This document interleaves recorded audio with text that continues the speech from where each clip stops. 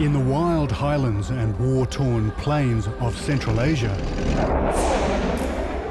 lie tantalizing traces of the ancient world. Here, 2,300 years ago, Alexander the Great became the first European to rule the East.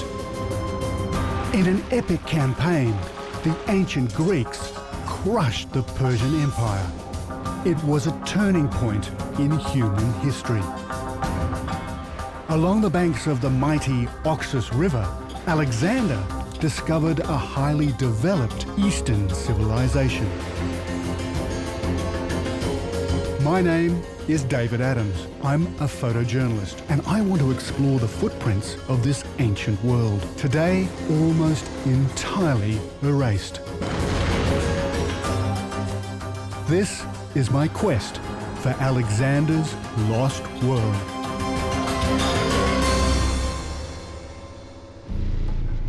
On his extraordinary 3-year-long Central Asian campaign, Alexander's army scaled the mountain passes of the Hindu Kush and crossed the mighty river Oxus, pushing the frontiers of his new empire deep into Persian territory. In Bactria and Sogdia, Alexander found highly advanced cities and religious centers. Defended by a host of volatile local tribes that vastly outnumbered the invading Greeks. For 2 years, Alexander fought a series of running battles. Almost 120,000 people died. Now, for me, how could he have possibly built any cities while he was fighting these guys? As he traveled, Alexander is said to have built a great network of Greek cities. But is this the real story? I'm going in search of the ancient culture he conquered and the lost city that bears his name, Alexandria on the Oxus.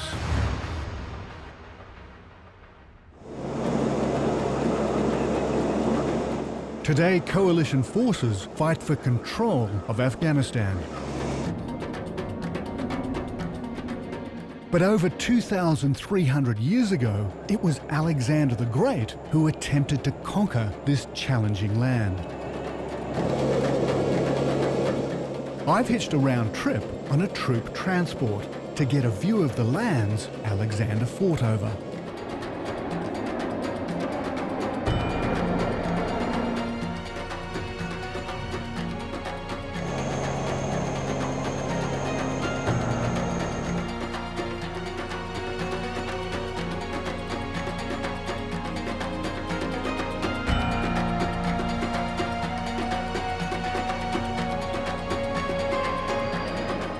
By the time Alexander arrived here in 329 BC, he and his army had experienced more than 5 years of war.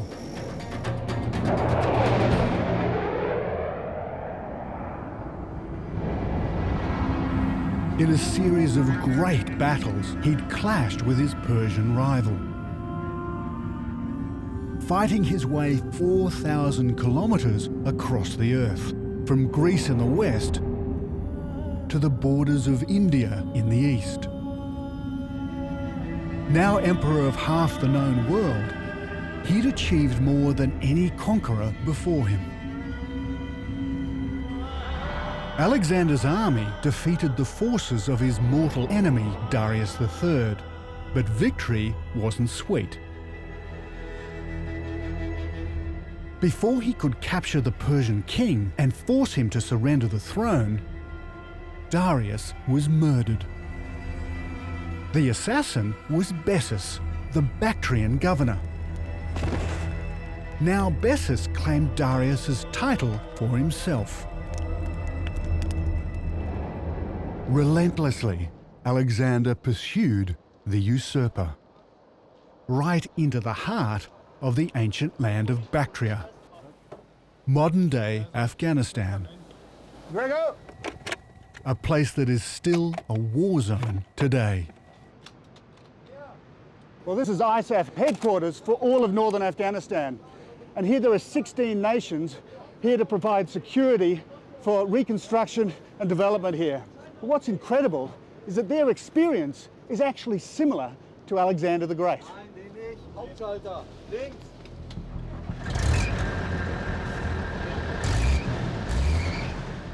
The soldiers are here to protect Mazar-i-Sharif airfield.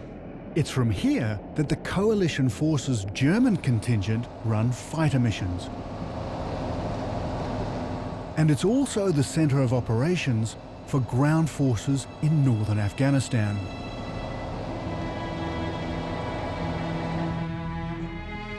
We head out of the base into the blue box, the immediate patrol area around the airfield.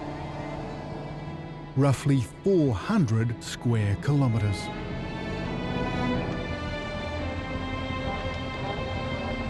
Thanks. For this German armoured battalion, living on a knife edge is routine. The danger of ambush or IEDs, improvised explosive devices, is ever present.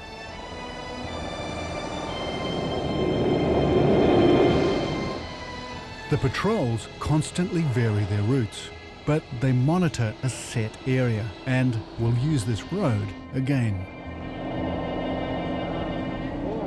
We've almost no information at all about what life was like here for Alexander and the Greeks. Much of what's reported about him is caught up in myth and legend. But what's certain is that Alexander's commanders would have been covering the same territory as our patrol.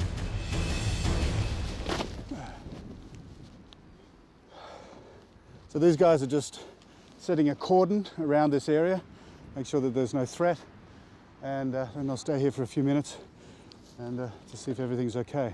We're about 3 or 4 k's up into the mountains away from the base, not quite to the extent of the blue box that they call it, their patrol area, but we're definitely in country that could be a problem.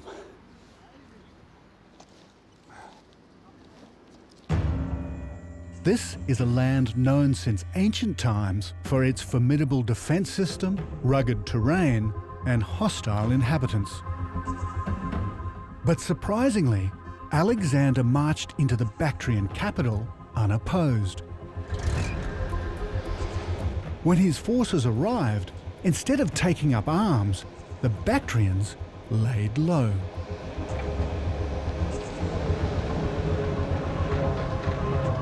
Alexander was not conducting an out-and-out war. He was on a manhunt. His enemy Bessus had now fled across the Oxus River. Like these German soldiers, the first thing that Alexander would have done is secure the passes and the outer checkpoints.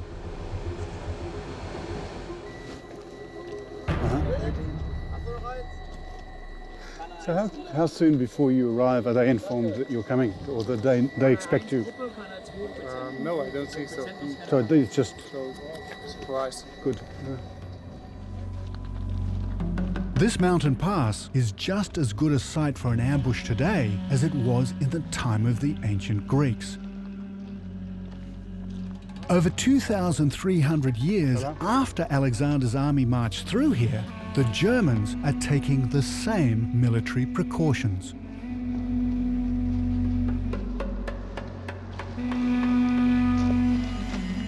Instead of a German and an Afghan soldier, this would have been an ancient Greek or Macedonian commander checking with a Bactrian officer.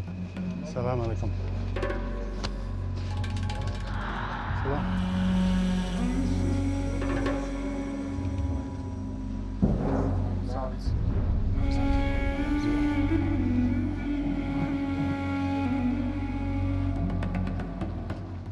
The combined international force in Afghanistan today is double the size of Alexander's. His 55,000-strong army was outnumbered by the Bactrians. Yet remarkably, during the first 6 months of occupation, Alexander seized control of Bactrian defences and cities relatively peacefully. The renegade Bessus was betrayed by his own people and delivered to Alexander. He ordered that Bessus be tortured and killed. Now Alexander needed to make the mark of his authority in his new Eastern Empire. He is said to have founded a series of great Alexandrian cities in Central Asia. But today, we know that more than half of these settlements were already established when Alexander arrived. He simply conquered and renamed them.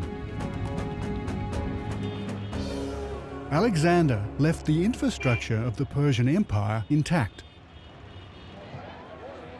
For the Bactrians, life went on pretty much as it had under Persian rule.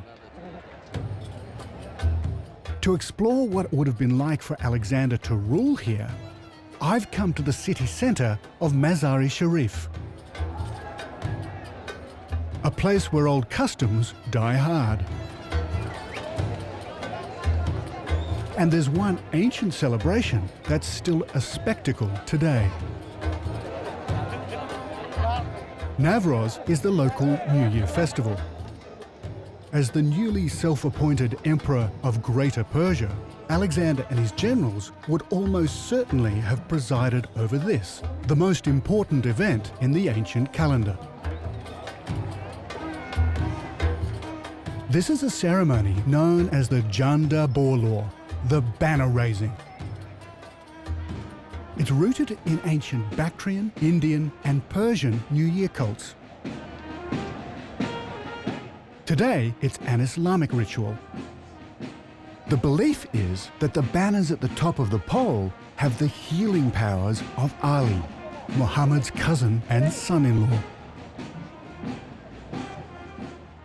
When Alexander was here over 2 millennia ago, kings of all the nations of the Persian Empire brought gifts to honour their emperor. Today, instead of Alexander, it's the local governor. Only leading dignitaries gain entry to the inner sanctum. Everyone else has to find whatever vantage point they can.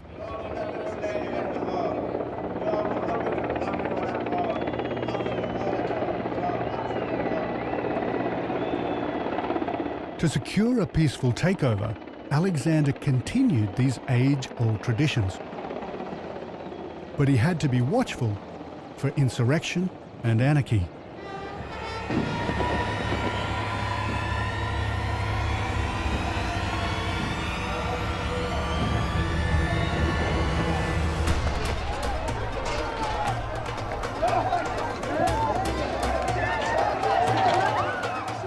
Locals believe that if you grab a piece of material, you'll gain some of its power. It's said that the first to touch it will be cured of wounds and disease, even blindness.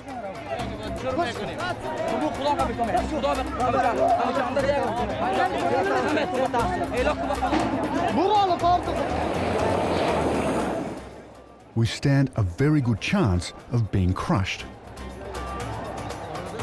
It's time to get out of here.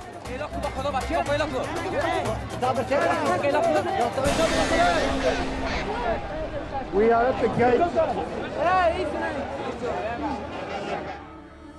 Alexander stood no chance of maintaining control through force alone. The Bactrians had a highly organised infantry, and their cavalry totalled some 30,000 horsemen, a huge force, quite capable of matching Alexander's meagre 6,000 mounted soldiers. And the power of the Bactrian horse can still be seen on the plains of Afghanistan to this day. Meet Halem. Monday to Friday, he's a taxi driver. But on weekends, for a few months of the year, he's a combatant in a traditional horseback tournament called Bushkazi. The wood slats are to prevent his fibula and tibia being snapped. The padded coat is to absorb the blows of the whip. Hopefully the Russian tank helmet he's wearing is stronger than it looks.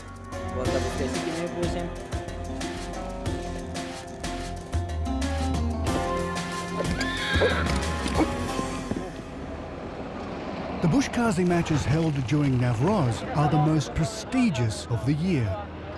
This is the greatest game of all. So important, it's like the Afghan Super Bowl.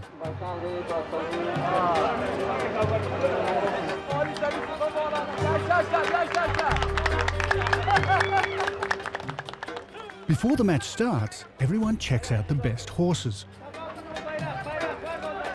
Hallam won this event last year, but the competition is pretty impressive.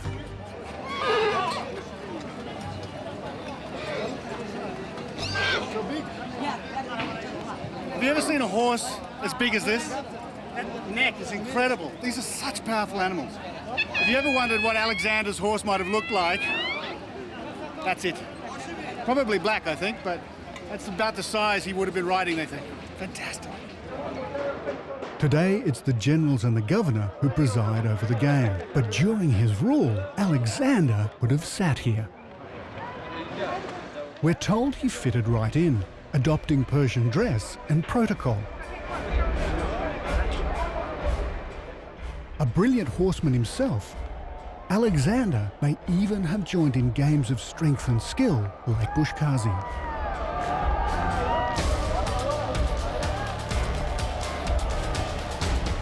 The aim is to pick up the 50-kilo headless calf, ride around the flag and back to the circle without getting beaten senseless. Originally, it would have been played with the body of an enemy.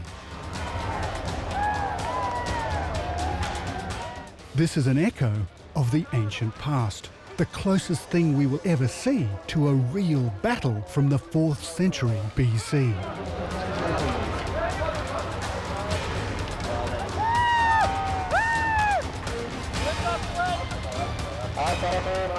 In conflict, the big Bactrian horses were used like battering rams to plough through the enemy. It would have been a ferocious slaughter. Today, deaths are rare. It's usually just bloodied faces and broken bones.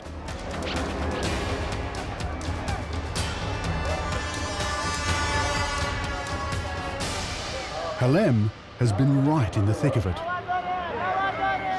He's had a fall and he's pretty dazed. This year, it looks like a new champion will be crowned. To the victors go the spoils. In this case, TVs and electrical appliances.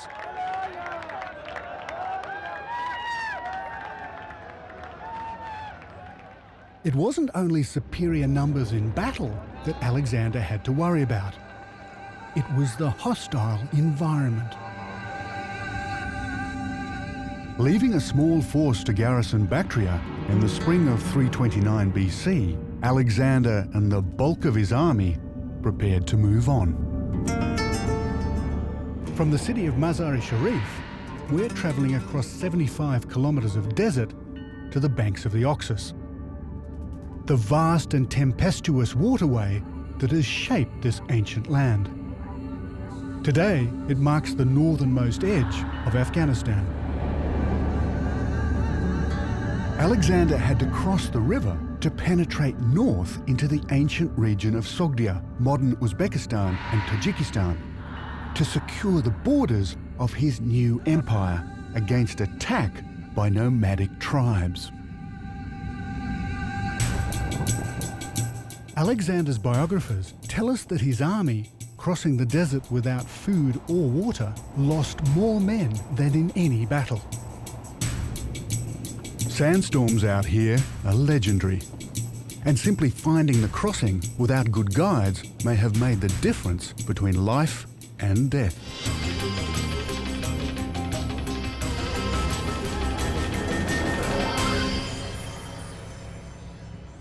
Alexander finally reached the banks of the Oxus with his army exhausted and in disarray. After surviving the desert, he was now faced with another immense barrier: the river itself. I want to find out what it was like to cross the Oxus in the same way Alexander did.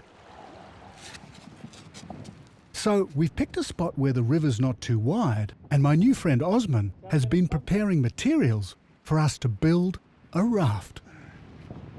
It was about March, they think, and he had about 3/4 of a mile to cross with all his troops and their equipment. It was an incredible undertaking and actually must have scared the Macedonians and the Greeks to death, because this is a very fickle and strange river. So what we're going to do is build a traditional raft in the way it was described in the descriptions about Alexander. Now what they did is actually use goat skin, just like this. It's pretty manky. This is actually salted. And what they did was turn them inside out, like that, and then sew them together and then stuff them with straw. Now these are just from the local market and they've been cut and butchered. When they saw Alexander's forces preparing to cross the river, the local tribesmen left their homes and farms and began to retreat inland. But not before they wiped out all their resources to make it harder for Alexander and his army to follow them. Well, today they're actually burning this stuff off to get new growth to come out. But in Alexander's time, they would have burned it because they didn't want him to get it. They actually burnt everything. They burnt their houses, they burnt their grain, they burnt the fields, hoping to starve them out. But Alexander's men would have been familiar with these tactics, and they were not about to starve. They might have been a bit hungry when they got to the river, and they were certainly thirsty, but the scorched earth didn't work. That's good. Let's see how heavy it is. Ah, beautiful. Let's have a look.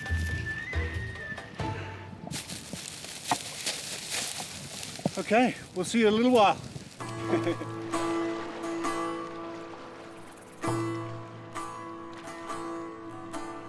See you later, thanks.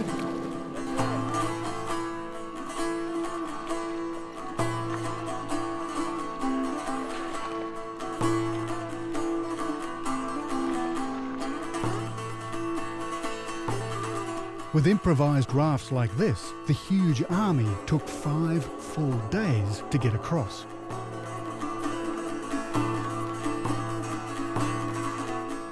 Then as now, the river is travelling at a heck of a rate.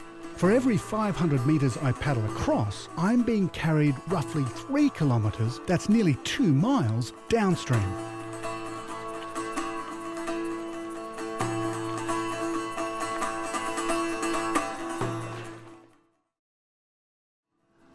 Well, this is taking longer than I thought. And of course, this river is a lot faster than everybody gives it credit for. Come on. Come on. This point. Come on. We're told Alexander's troops crossed with few losses, but there must have been sodden soldiers and horses along the river as far as the eye could see. Well, we made it. It's quite a feat. And if this river was any bigger, well, it almost would be impossible. So I'm sure that Alexander actually did this at a low point in the river, otherwise it would have been suicide. But this little raft is really fit for a king. Woo!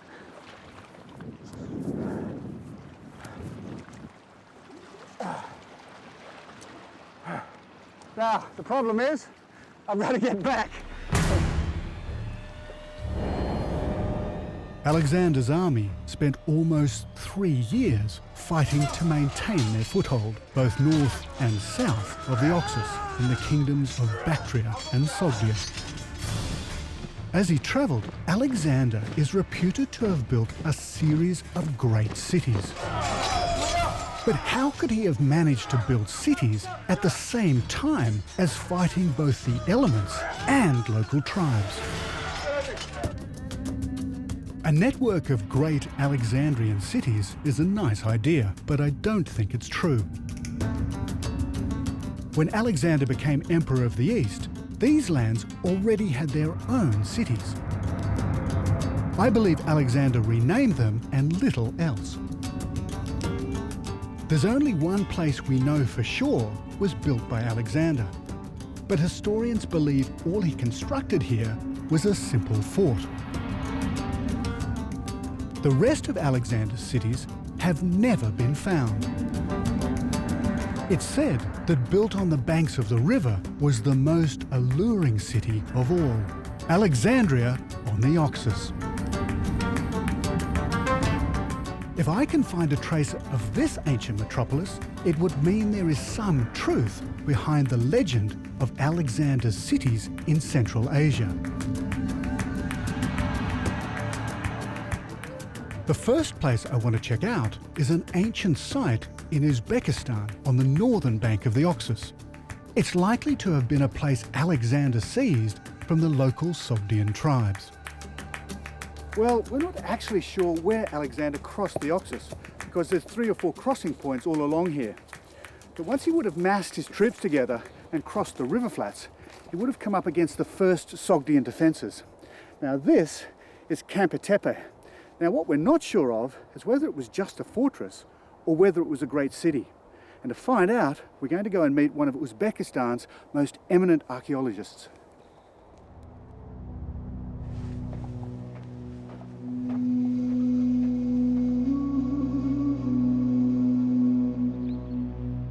Professor Eduard Retveladze has spent the last 30 years of his life patiently scraping away thousands of years of dust from the ancient riverbank. According to the professor's theory, Alexander constructed an elaborate Greek settlement here as a mark of his authority. It's hard to tell because more than half the site has been wiped out by the river. Though there's no question that at one time this was a spectacular city. This gate, one side, another side. This arch. And then this was the citadel and the palace. Yes, Yeah. maybe. Maybe palace.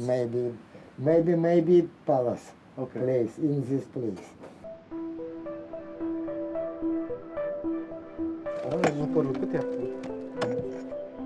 This 3 part, Acropolis, Lower City, and Upper City. Okay. Okay. This part destroyed. This is destroyed by Amudarya. Yes. By yes. Oxus. Oxus. This Oxus destroyed. This place destroyed. Takes everything. Yes. So you think this is Alexandria on the Oxus? Alexandria, Oxiana. Yes. Alexander Oxus.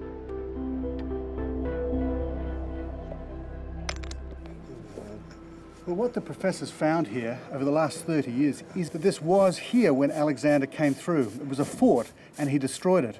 And what the professor thinks is that he came back and actually built a city, and it was Alexandria on the Oxus. But for us, there's a lot more to dig up before we can actually confirm that. Is Campetepe old enough to be Alexander's great city? I'm not convinced. Alexander was marching north. His army probably spent only a few days here on the river at most. It's likely he simply left some Greek soldiers here to garrison the Sogdian fort, and the city developed long after Alexander had come and gone.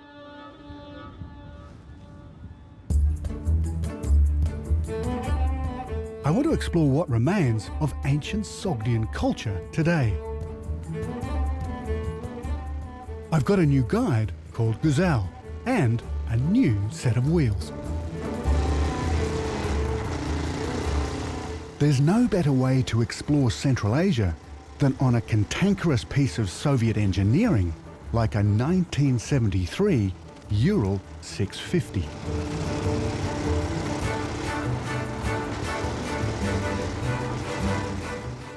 But it's taken Ghazal a little time to adjust to life on the open road.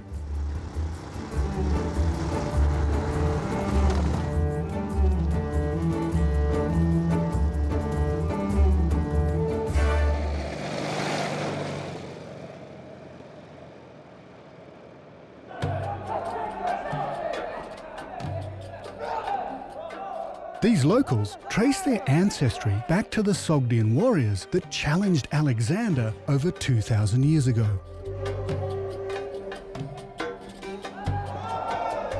They'd refused to accept a permanent military presence in their lands, and a full-scale revolt against the Greek invaders broke out. To get an idea of what Alexander came up against, I've come to see an ancient martial art called Kurash. This style of combat is said to be more than 3,500 years old.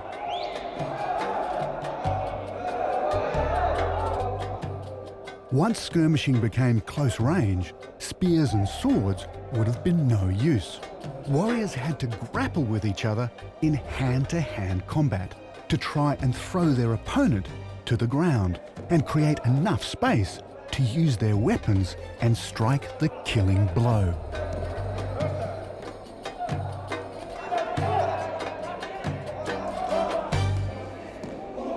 These young guys have incredible skills, but can you imagine what an army of their fathers would have been like? Well, that's what Alexander came up against, and for 2 years he fought a series of running battles. Almost 120,000 people died. Now, for me, how could he have possibly built any cities while he was fighting these guys? We know Alexander must have been daunted by the opposition, because in a letter to his mother, he wrote, "I am in the land of lion-like and brave people, where every foot of ground is like a well of steel confronting my soldiers. You have brought only one into this world, but everyone in this land can be called an Alexander." Facing battle after battle, the image of Alexander as a great city builder seems more and more unlikely. At times, it must even have seemed that he'd met his match.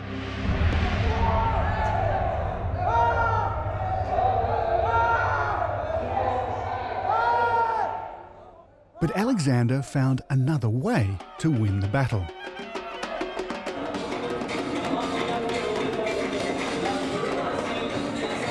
And a clue lies in customs still practiced today.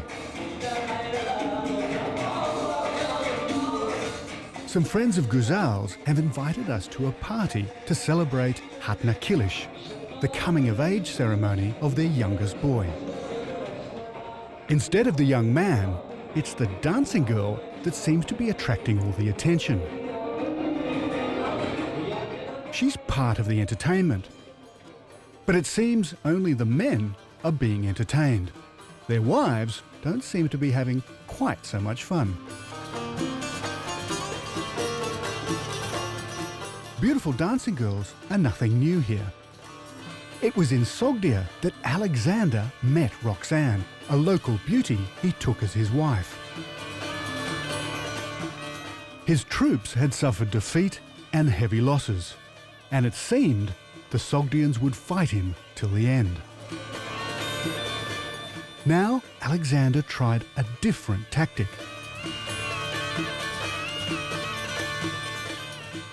By marrying Sogdian nobility, he hoped to win their loyalty and a lasting peace.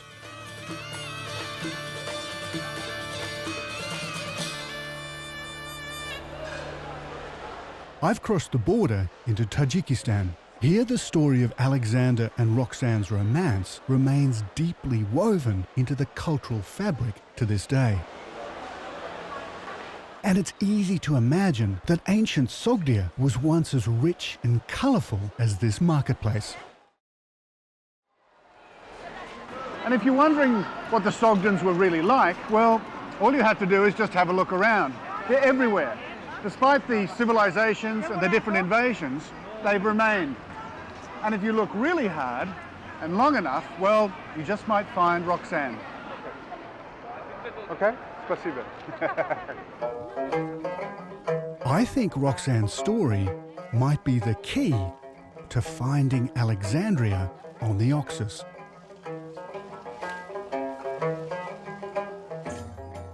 I've arranged to stay with a local family at a small farm. Then as now, farming was the main occupation. They still pick cotton, just as Roxanne's clanswomen would have done. Before their journey east, the Greeks had never seen cotton. Alexander described it as vegetable wool. His troops stuffed it in their saddlebags and carried it home to Greece, introducing cotton to Europe for the first time. Beside the cotton plants, the Oxus River Valley would have been lined with vineyards and irrigated fields planted with vegetables and grains. Here they still make food the traditional way, and they're intensely proud of their heritage.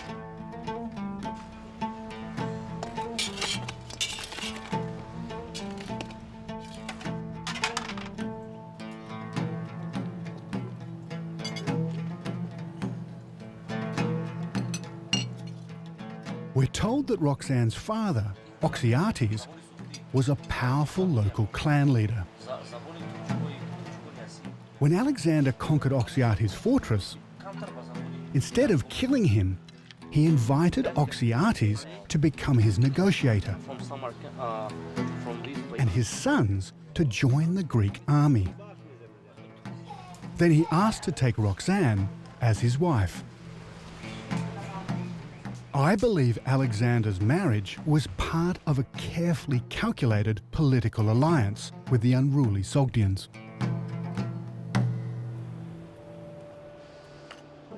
Many scholars believe that Alexander and Roxanne were married across the border in Afghanistan. But ask any Tajik and they'll tell you that the story unfolded right here in Tajikistan at Hisor Castle.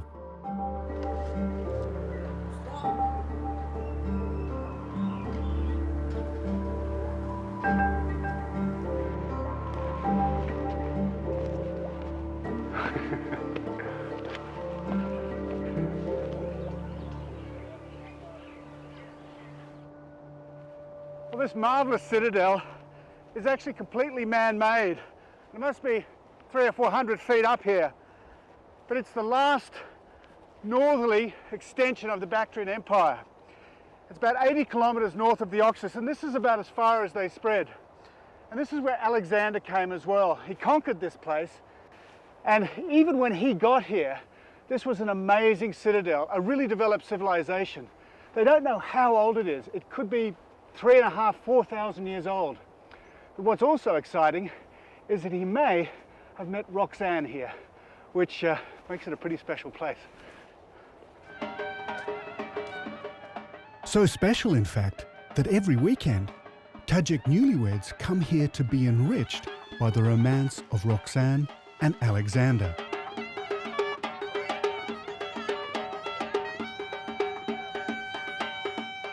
While much is made of their love affair, it's more likely that the marriage to Roxanne served Alexander's need for a symbolic union with the locals.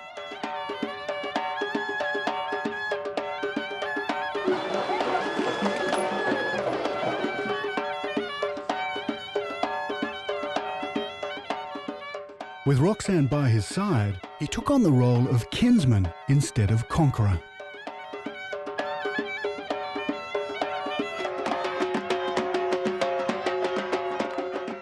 But I think Roxanne may have represented something even more valuable to Alexander than a political alliance.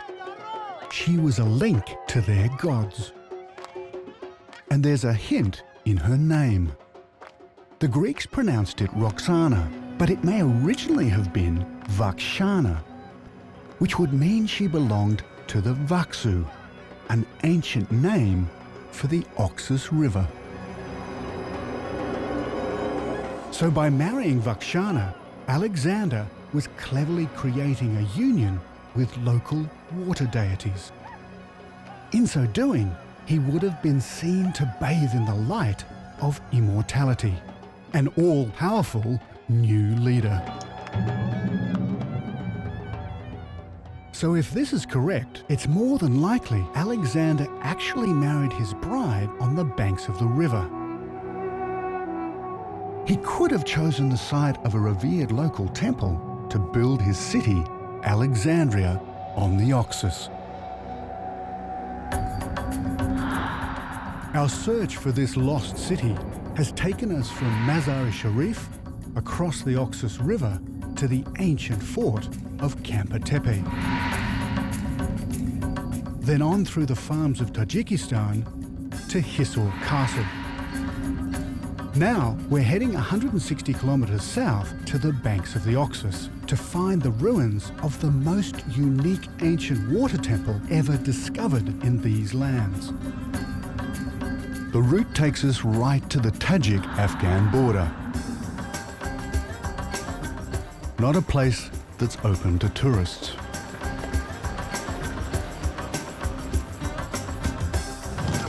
They don't allow many people to come here. You need a special permit. Yeah.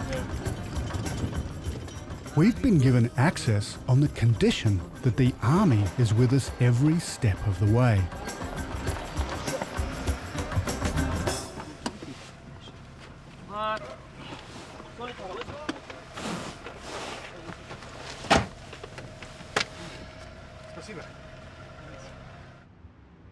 This is Sogdian. When Alexander married Roxanne in 327 BC, it would have been one of the most magnificent sites on the River Oxus, an established centre of pilgrimage belonging to one of the world's oldest religions. So this is what they call the temple on the Oxus. And it's a very, very difficult place to get to. As you can see, we're right on the river. And on the Tajik side, this is a very, very secure border and it's guarded all the time. Now this was only excavated about 6 or 7 years ago, first by the Japanese. Before then, it was untouched. But it's an incredibly important site because it goes back before Alexander the Great, or at least that's what they think now. So it's at least 500 BC. And what it gives us is an idea that these societies and this civilization was actually incredibly rich before the Greeks came.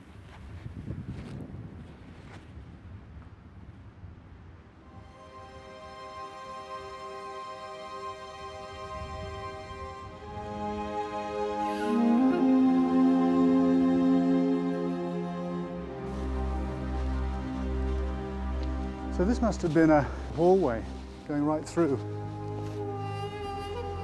And this drainage system is amazing because that's very advanced. This was a very special temple complex, belonging to an ancient religion called Zoroastrianism.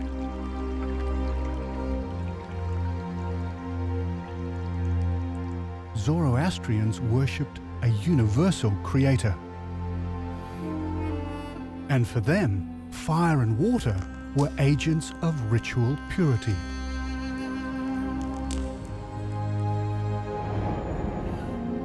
In ancient times, it's likely ceremonies took place in the sacred waters of the Oxus.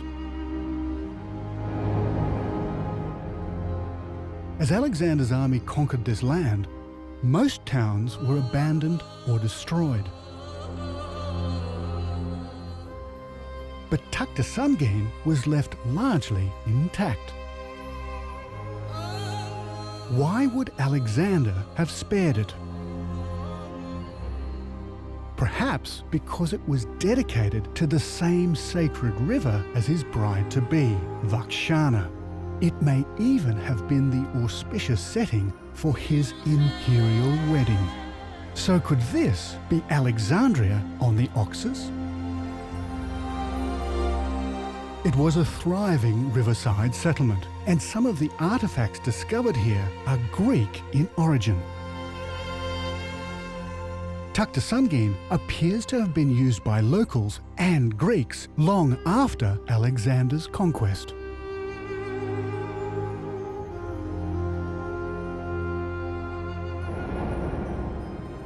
In my search for Alexandria on the Oxus, this extraordinary place is, I believe, a definite contender. But if this is Alexander's lost city, then yet another piece of his legend will crumble away. It is certain that he didn't found or build Sogdian. This marvelous temple city was already here, long before Alexander arrived. Alexander led his army on a phenomenal mission to the river Oxus, the ancient heart of a lost world. His conquests are seen as the greatest triumph in the history of the Greek Empire. But that could be as far as the truth behind his legend really goes. In Central Asia to date, not one of his fabled Alexandrian cities has ever been unearthed. Far from bringing civilization to the barbarous peoples of the East, Alexander found a series of highly advanced centers. As the audacious new emperor of the East, Alexander faced resistance at every turn. He forged alliances here. But so far, I've found no convincing evidence of the magnificent riverside city he is reputed to have built on the Oxus.